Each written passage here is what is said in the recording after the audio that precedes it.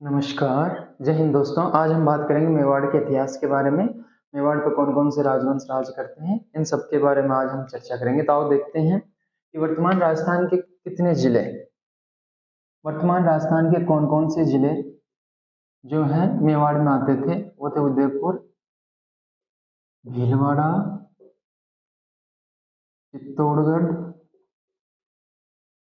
चित्तौड़गढ़ और राजसमंद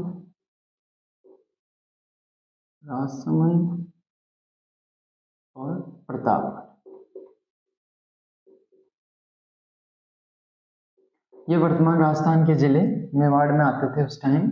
मेवाड़ राजवंश पर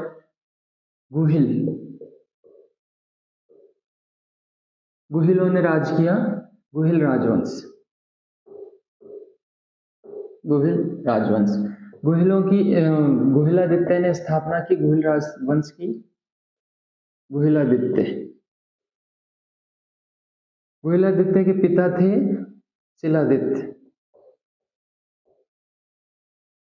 शिलादित्य और इनकी माता थी पुष्पावती।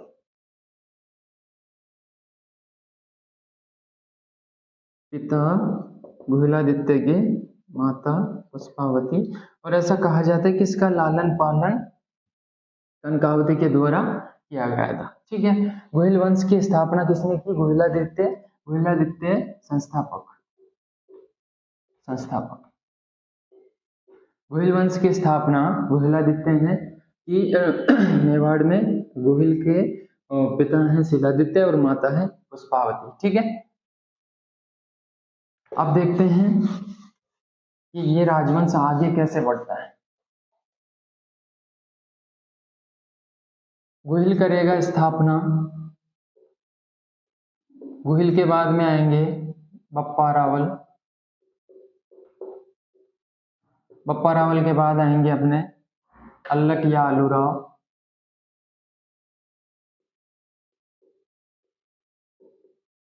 अल्लक या आलूराव के बाद आएंगे अपने रण सिंह या करण सिंह के बाद आएगा जेत्र सिंह के बाद में आएगा तेज सिंह और तेज सिंह के बाद में आएगा समर सिंह और समर सिंह के बाद आएंगे अपने रतन सिंह। इनका अपन अध्ययन करेंगे। इनके बारे में दो लाइनें इतिहास में जो मिलती हैं वो सब इनके बारे में अपन बात करेंगे। तो आओ पहले देखते हैं हम बप्पा रावल के बारे में। गुहिल संस्थापक है गुहिल वंश का। ठीक है। और एक चीज और ध्यान रखना, वंश तो एक ही है गुहिल वंश मेवाड़ में, लेकिन ये दो शाखाओं में, इसकी दो शाखा बन जाएंगी। एक तो गुहिल रावल शाखा और दूसरी बन जाएगी सिसोदिया। वंश एक ही है लेकिन ये दो शाखाएं, इसकी दो शाखाएं राज करेंगी। गुहिल वंश की गुहिल और सिसोदिया। ये रावल शाखा, ये रावल लगाएंगे और ये लगाते हैं अपने आगे राणा या महाराणा। गुहिल वंश शासन करेगा 565 या 66 से और 1303 तक।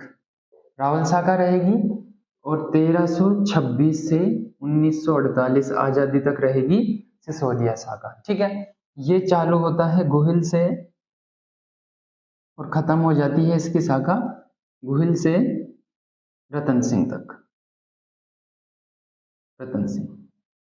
और सिसोदिया राजवंश चालू होगा अमीर से भोपाल सिंह तक। ठीक है।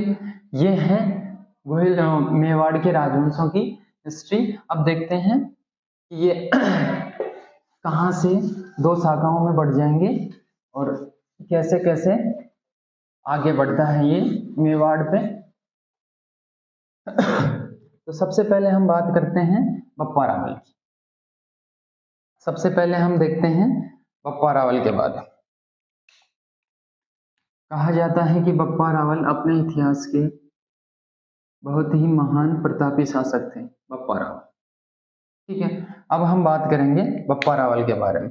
सबसे पहले तो बप्पा रावल का हरित ऋषि से संबंध बताया जाता है। हरित ऋषि कहते हैं कि बप्पा रावल हरित ऋषि की गायें चराते थे, और एक दिन हम हरित ऋषि पूछते हैं बप्पा रावल से, उनमें से जो गायें ये चराते थे उनमें से एक गाय शाम को दूध नहीं देती थी, वो सुबह देती थी। तो हरित ऋषि पूछते हैं कि बप्पा, एक गाय क्या चक्कर है, तू रास्ते में पियाता दूध या फिर कहीं बीच में बेच देता है? बप्पा रावल बोलता है कि यार ऐसा तो कुछ नहीं करता, लेकिन फिर भी लांछन लग रहा है कि गाय दूध क्यों नहीं दे रही। तो अगले दिन बप्पा रावल उसका पीछा करता है गाय का, तो गाय एक गुफा में जाके और खड़ी हो जाती है, और गाय का दूध अपने आप निकलने लग जाता है।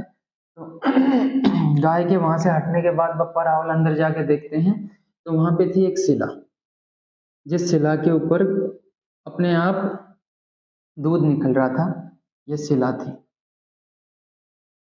ये शिवलिंग था।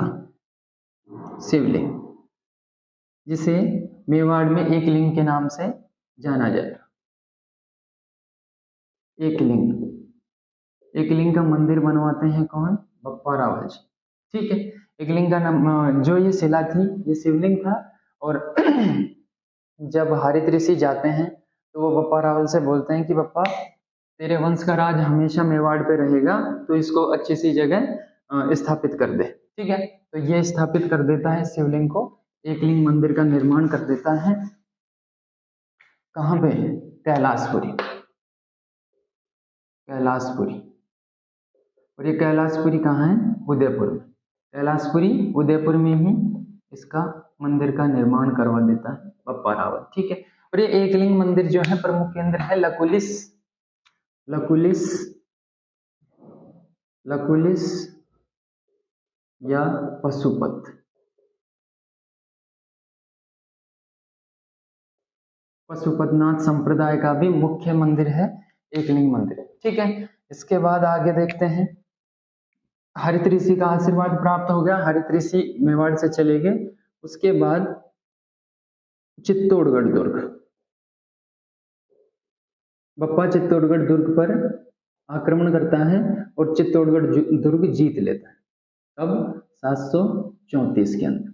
734 के अंदर चित्तौड़गढ़ दुर्ग जीत लेता है। बप्पा रावल 728 और कई जगह 734 से शासन करना शुरू करते हैं। ठीक है, और ये 753 तक रहेंगे बप्पा रावल। चित्तौड़गढ़ दुर्ग पे आक्रमण करके और चित्तौड़गढ़ दुर्ग जीत लिया। उसके बाद बप्पा रावल ने चित्तौड़गढ़ दुर्ग जीत लिया है, लेकिन फिर भी अपनी राजधानी ये नागदा को रखेंगे, और कहा जाता है कि नागदा में ही बप्पा रावल की छतरी वगैरह है। ठीक है, अब देखो, जो सीवी वेद, इतिहासकार सीवी वेद बप्पा रावल को चार्ल्स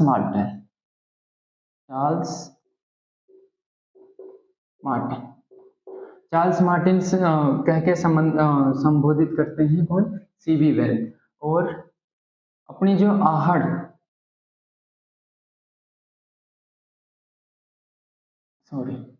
रणकपुर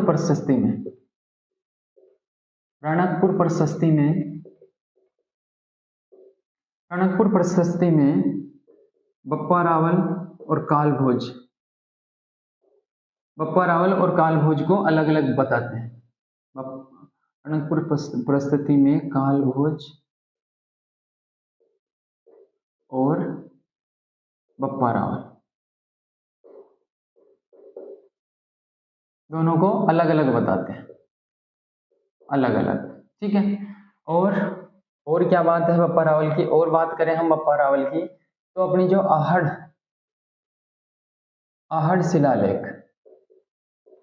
आहड़ शिलालेख के अंदर बप्पा रावल को मुकुटमणि से संबोधित किया है, या मुकुटमणि की उपाधि बप्पा रावल को दी गई है आहड़ शिलालेख में। ठीक है, प्रतापी तो थे ही, इसमें तो कोई शक है ही नहीं। और क्या खास बात थी? वास्तविक संस्थापक, क्योंकि इसके पास दुर्ग है, इसकी खुद की सेना है, खुद की प्रजा है, तो वास्तविक संस्थापक, मेवाड़ का वास्तविक संस्थापक बप्पा रावल ही होंगे। ठीक है। संस्थापक कौन? गोहिल वंश का संस्थापक कौन? गोहिलादित्य। लेकिन वास्तविक संस्थापक कौन? बप्पा रावल। ठीक है, ये बातें थी अपने बप्पा रावल के बारे में।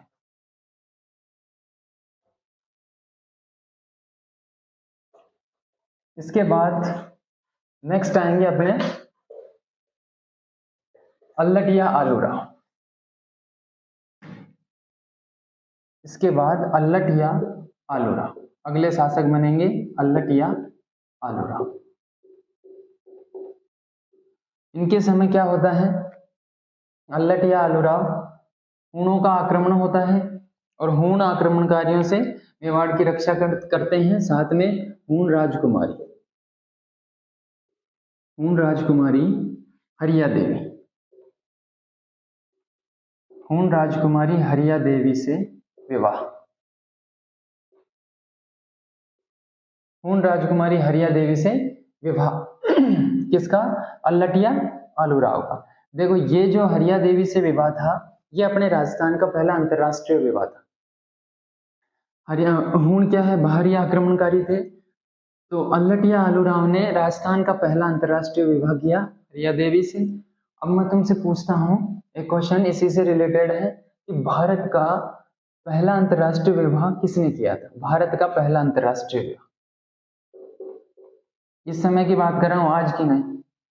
भारत का पहला अंतरराष्ट्रीय विवाह, ये क्वेश्चन तुम मुझे बताओगे किसने किया? कमेंट सेक्शन में बताना कि किसने किया भारत का पहला अंतरराष्ट्रीय विवाह। ठीक है। और इसकी अगर हम बात कर लें अल्लटिया आलूराव की, तो इसके समय नौकरशाही या अपन कह सकते हैं सामंतशाही की शुरुआत। नौकरशाही या सामंतशाही की शुरुआत हो जाती है अल्लटिया आलूराव के समय, और हूण राजकुमारी हरिया देवी से इन्होंने कर लिया विवाह। तुमको मुझे बताना है कि भारत का पहला अंतरराष्ट्रीय विवाह किसने किया था। ठीक है। इसके बाद आएगा रण सिंह।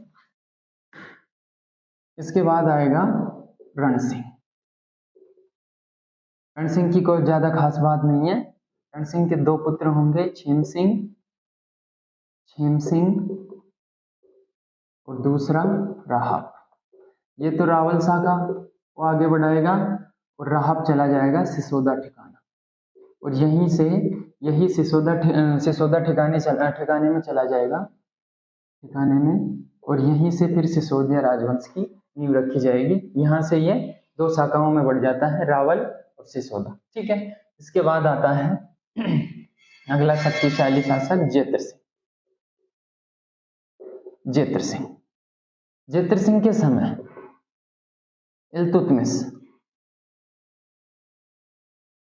इल्तुतमिश का आक्रमण होता है मेवाड़ पर। इल्तुतमिश का आक्रमण होता है, और जो भूताला का युद्ध, ठीक है, इसके अंदर जेतर सिंह विजय रहता है। लेकिन इल्तुतमिश नागदा को तहस नहस कर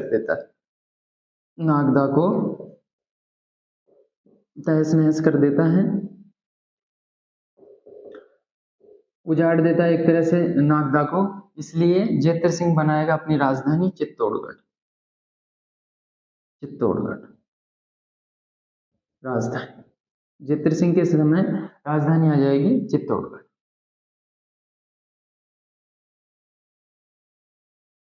बप्पा रावल के समय राजधानी रहेगी नागदा। उसके बाद अल्लटिया आलूराव ले आएगा आहड़, और फिर उसके बाद में चित्तौड़गढ़ ले आएगा कौन? जेतर सिंह।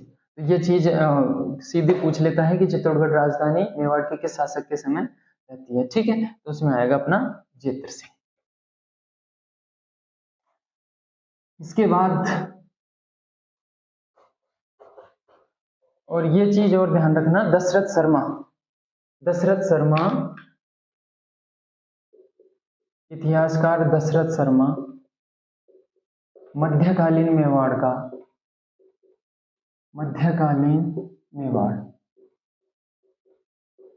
का प्रतापी शासक किसको मानते हैं? प्रतापी शासक जेत्र सिंह को मानते हैं, जेत्र सिंह। ठीक है, दशरथ शर्मा मध्यकालीन मेवाड़ का शक्तिशाली शासक मानते हैं दशरथ शर्मा को। दशरथ शर्मा मध्यकालीन मेवाड़ का प्रतापी शासक मानते हैं जेत्र सिंह।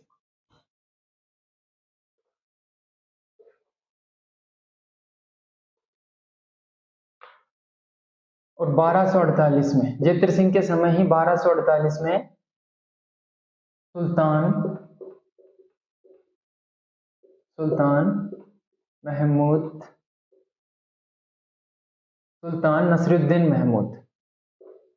नसीरुद्दीन महमूद का भी आक्रमण होता है मेवाड़ पर, जिसमें भी कौन विजय रहता है? जिसमें भी अपना जेत्र सिंह विजय। ठीक है, जिसमें भी अपना जेत्र सिंह रहता है विजय। इसके बाद अगला शासक आएगा जेत्र सिंह के बाद तेज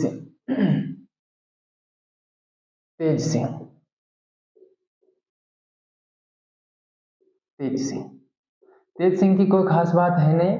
तेज सिंह की यह है कि ये उपाधियां ग्रहण करता है, उपाधि ग्रहण करता है तेज सिंह। परम भट्टारक,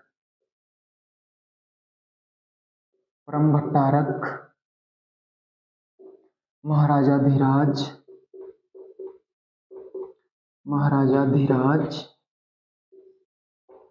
परमेश्वर,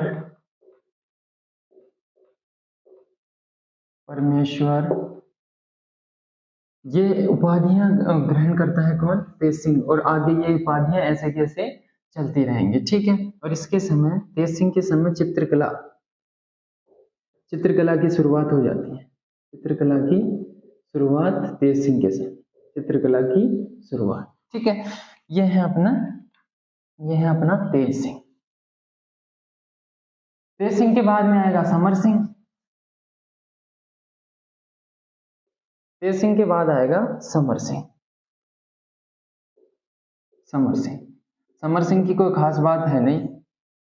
इसके भी दो पुत्र होते हैं, एक तो रतन सिंह रावल शाखा आगे बढ़ाएगा, और दूसरा होएगा कुंभकर्ण। और कुंभकर्ण चला जाएगा नेपाल, और नेपाल में रावल वंश की स्थापना करेगा कौन? कुंभकर्ण। ठीक है, ये कुंभकर्ण वापस भी आएगा मेवाड़ एक बार, तो देखते हैं किस समय आएगा। अब अपने मेन शासक आता है रतन सिंह।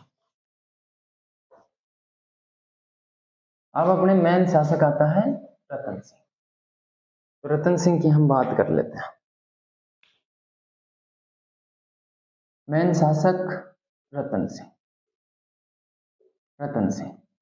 और रतन सिंह के साथ ही अगर पद्मिनी का नाम लिख लें तो कोई गलत नहीं है, क्योंकि रतन सिंह से ज्यादा चर्चित तो हैं अपने पद्मिनी। ठीक है, अब देखो, रतन सिंह शासक बन गया 1301 में। 1301 से 1303 तक रहेगा रतन सिंह का शासनकाल। इसमें बहुत सी कहानियां प्रचलित हैं रतन सिंह और पद्मिनी के प्रेम की, जिसमें एक है अपना पद्मावत ग्रंथ से हमें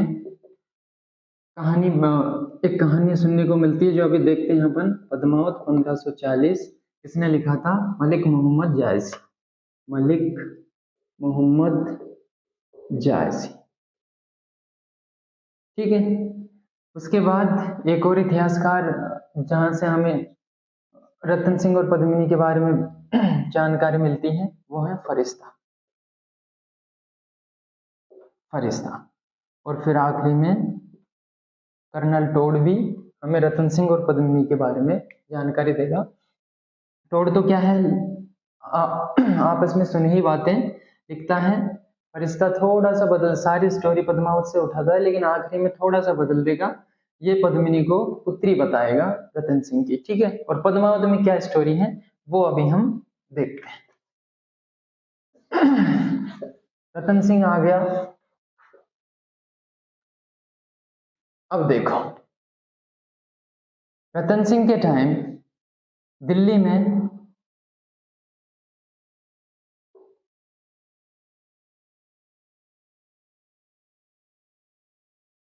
रतन सिंह के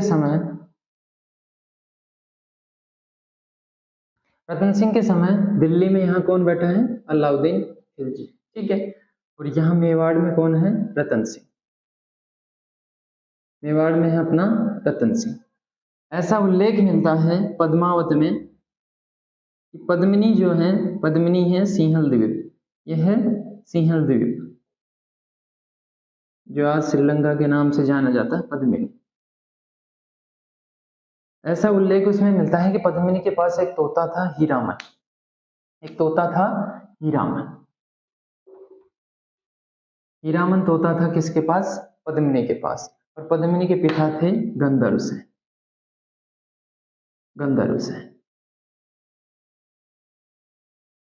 तो ये हीरामन तोता एक दिन क्या हुआ कि पद्मिनी की कैद से या पिंजरे में से या कैसे भी मान लो कि यहाँ से सिंहल द्वीप से निकल गया और यहाँ से उड़ता उड़ता ये पहुंच गया सीधा रतन सिंह के पास। रतन सिंह के पास पूछकर रतन सिंह की जो रानी थी, एक व्यापारी को मिल जाता है ये तोता हीरामन। वो सोचता है कि यार इसको, ये बोलने वाला तोता था क्योंकि इसको अपन रखते तो क्या करेंगे, इसको अपन राणा साहब को दे देते हैं, रतन सिंह को। तो ये रतन सिंह को भेंट कर देता है। फिर ये तोता हीरामन आ जाता है रतन सिंह के पास। जो रतन सिंह की जो पत्नी थी नागमती, रतन सिंह की जो पत्नी थी नागमती, ये बढ़िया ढंग से तरीके से तैयार होके, बढ़िया नहा धो के, क्रीम पाउडर लगा के और हीरामन के सामने आती है कि हीरामन बता कैसी लग रही हूँ मैं। तो हीरामन बोलता है कि यहाँ जो रानियां उनमें तो तू ठीक है, कोई दिक्कत नहीं है, लेकिन मैंने जैसे देखी है उसके तो तू आसपास भी नहीं लगती। जैसी मैंने, हीरामन कहता है कि जैसी मैंने देखी है उसके तू आसपास भी नहीं लगती। पीछे ही बैठा था रतन सिंह। रतन सिंह बोला हीरामन क्या बात कर रहा है यार, ये सही बोल रहा, तुमने क्या देखी है ऐसी रानियां, मैंने देखी है रानी तो रतन सिंह चल देता है हीरामन के साथ साथ, यहाँ तक तो आ जाता है। अब आगे पानी कैसे पार हो, तो यहाँ से भाई किसी नाविक वगैरह से सेटिंग करके ये सिंहल द्वीप पहुंच जाता है। सिंहल द्वीप पहुंच के गंधर्व सेन को बोल देता है कि मैं मेवाड़ का महाराणा हूँ और अपनी पुत्री से मैं शादी करना चाहता हूँ। तो ये यहाँ से पद्मिनी को लेकर वापस अपने आ जाता है, कहाँ पे, मेवाड़। वापस मेवाड़ आ जाता है। यहाँ पे अलाउद्दीन खिलजी बैठा है। देखते हैं अब क्या बात बनती है और कैसे स्टोरी आगे बढ़ती है। आओ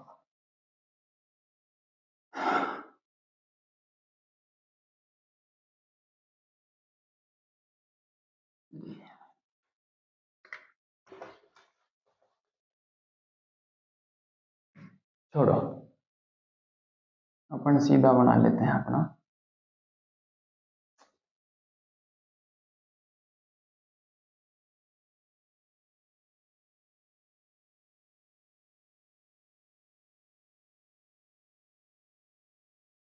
ये अपना राजस्थान, ये अपना राजस्थान है। यहाँ पे बैठा है रतन सिंह। रतन सिंह, रतन सिंह के साथ आ गई है अब पद्मिनी। पद्मिनी, अब देखो क्या बात बनती है। जब पद्मिनी पहली बार मेवाड़ आती हैं तो इसी का रतन सिंह का, रतन सिंह के जैसे पहली बार, अपने हिंदुओं में रिवाज है कि जैसे पहली बार शादी करके घर आते हैं तो लोगों को गिफ्ट देने की, गिफ्ट दिया जाता है लोगों को कि भाई हाँ देखो, मुंह दिखाई वगैरह के कुछ भी समझ लो तुम। तो रतन जैसे पद्मिनी आती हैं तो ये गिफ्ट वाला प्रोग्राम रखा, पद्मिनी ऊपर झरोके में खड़ी हो जाती हैं और नीचे आके हाथ फैलाते और वो कुछ ना कुछ डाल देती तो वो लेके चल देते। अब इसमें इसी का एक दरबारी था, रतन सिंह का ही एक दरबारी था, राघव चेतन। राघव चेतन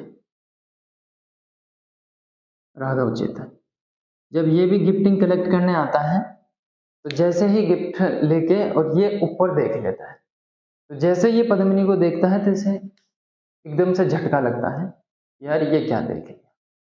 तो भाई, और ये तांत्रिक था, जाति से तो ब्राह्मण था राघव चेतन, लेकिन साथ में तंत्र विद्या भी जानता था। राघव चेतन था एक तांत्रिक। तो भाई ये चक्कर काटने लग गया महल के, इसको तो अपना बनाना है। अब महल के चक्कर काटते काटते 2-4 दिन हो गए, रतन सिंह को पता चल गया कि यार ये तो गड़बड़ करेगा। रतन सिंह राघव चेतन को मार सकता नहीं था क्योंकि ये ब्राह्मण जात से ब्राह्मण था और क्षत्रियों का नियम था कि गाय, स्त्री और ब्राह्मण तीनों को वो कभी नहीं मारते थे। तो उसी के किसी शुभचिंतक ने कहा कि ठीक है महाराज, आप इसको मार नहीं सकते, लेकिन मारने के बराबर ही एक और सजा है और वो है देश निकाला। इसको आप देश निकाला दे दो। अब राघव चेतन को देश निकाला मिल गया है। राघव चेतन मेवाड़ से निकलकर और अलाउद्दीन खिलजी के पास पहुंच जाता है। अलाउद्दीन खिलजी के पास पहुंच के और समाचार भिजवाता है कि मेवाड़ से कोई ब्राह्मण मिलने आया है। खिलजी बुला लेता है कि लाओ अंदर, क्या बात है, मेवाड़ से कोई आया है पहली बार। तो अंदर जाते हैं, बैठते हैं, बातें करते हैं, गप्पे मारना शुरू। इधर से राघव चेतन बोलता है कि महाराज बादशाह कैसी चल रही है। ये बोलता है बढ़िया कट रही है, हरम भरा पड़ा है। अब हरम, जैसे यही तो बात चलाना चाह रहा था यार, ये हरम में ये कोई रानी है क्या तेरी। हरम क्या होता है, हरम जो बादशाह लोग थे उनकी जहाँ रानियां रहती थी वो होता था हरम, और अपने वालों का होता था रानी निवास। अपने वाले उसे बोलते थे रानी निवास, और ये बोलते थे बादशाह या सुल्तान उसको हरम बोलते थे कि यार हरम भरा पड़ा है, बढ़िया मौज हो रही। तो बोले क्या खाक मौज हो रही है, एक बार मैं दिखाता हूँ रानी उसके नीचे नीचे है सारी। यार ऐसी भी कोई है क्या कि जहाँ चल मेवाड़ पद्मिनी। तो भाई यहाँ से राघव चेतन अलाउद्दीन खिलजी के साथ मेवाड़ में आ जाता है, और ये जनवरी 1303 के अंदर आता है और धीरे धीरे अगस्त 1303 आ जाता है, लेकिन चित्तौड़गढ़ जीत नहीं पाता है। अब कहते हैं ना कि युद्ध और में सब कुछ जायज है, तो कूटनीति चलता है यहाँ पे। अलाउद्दीन खिलजी और एक पत्र भेजता है कि यार बहुत दिन हो गए, तो खाली मुझे पद्मिनी दिखा दे और मैं यहाँ से वापस चला जाऊँ। ये समाचार जो पद्मिनी को मिला कि देखना ही तो चाह रहा है, देख लेने दे, देखने में क्या लेगा तेरा, ठीक है बुला लो। अलाउद्दीन खिलजी को अंदर बुला लेते हैं, अंदर बुला के, और इसी के साथ आया था अमीर खुसरो। इस टाइम अमीर खुसरो, अलाउद्दीन खिलजी के साथ ही आएगा अमीर खुसरो। ठीक है, ये प्रथम दृष्टया था इसका। आ गए साहब, अंदर आ गए, खाना वाना खा लिया। जब देखने की बात आई, जैसे ही देखा उसने, तो कई तो कहते हैं कि कांच में दिखाया उसकी छवि, कई कहते हैं पानी में दिखाया। अपन मान लेते कि पानी में दिखा दी। पानी में जैसे उसकी शक्ल देखते ही अलाउद्दीन खिलजी के मुंह से एक ही बात निकलती कि एक के साथ 1600 फ्री हैं, तो हमें कोई दिक्कत ही नहीं, आ जाने दो। अब वहां से आगे भाई जैसे ही दिल्ली के द्वार पर पूछते हैं, तो फिर एक और कीजिए टेलीग्राम भेज देना वहां पहुंच के कि मैं एक रात रतन सिंह से और मिलना चाहती हूँ, फिर तुम्हारे पास ही रहूंगी। ठीक है, सब सारी शर्तें मंजूर हैं। अब जब ये 1600 रानियां भेजती हैं पालकियों में तैयार करके यहाँ से पद्मिनी, तो इसमें गोरा और बादल को बिठाई और अपने सेना के सैनिकों को बिठा के और दिल्ली भेज देती हैं। यहाँ से जब वो बात मान लेता है कि एक रात और रतन सिंह की, तो गोरा बादल रतन सिंह से मिलते हैं और इसको यहाँ से फरार करके वापस ले आते हैं। अब इनका पीछा करता है वापस अलाउद्दीन खिलजी, और जब पीछा करता है तो उसमें गोरा और बादल भी मारे जाते हैं, और साथ में रतन सिंह भी स्वाहा, रतन सिंह भी मारा जाता है। रतन सिंह मारा गया। समाचार आया यहाँ पे पद्मिनी के साथ। पद्मिनी ने किया जौहर, पद्मिनी ने जौहर किया 1600 रानियों के साथ। तो ये हो गया 1303 के अंदर मेवाड़ का पहला साका। पहला मेवाड़ का साका 1303